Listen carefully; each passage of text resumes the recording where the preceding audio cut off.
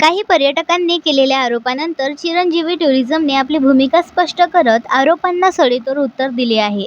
प्रवासादरम्यान कोणत्याही प्रकारची फसवणूक झाली नसून काही व्यक्तींकडून संस्थेची बदनामी करण्याचा प्रयत्न सुरू असल्याचा दावा टुरिझम प्रशासनाने केला आहे.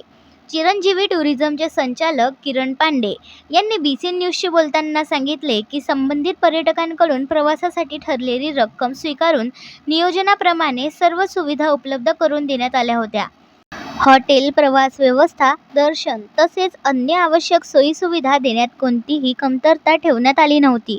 प्रवासादरम्यान काही तांत्रिक अडचणी निर्माण झाल्या असल्या तरी त्या तात्काळ दूर करण्यात आल्या आणि पर्यटकांचा प्रवास यशस्वीरित्या पूर्ण झाला, असेही त्यांनी स्पष्ट केले. काही पर्यटकांनी केलेले आरोप वस्तुस्थितीला धरून नसून त्यामागे वैयक्तिक कारणे आणि संस्थेची प्रतिमा मलिन करण्याचा उद्देश असल्याचा आरोप त्यांनी केला.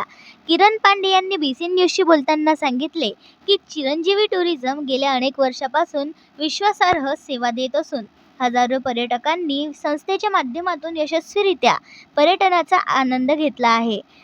भविष्यातही ग्राहकांचा विश्वास कायम ठेवत उत्तम सेवा देण्यास संस्था कटिबद्ध राहील, असे त्यांनी नमूद केले.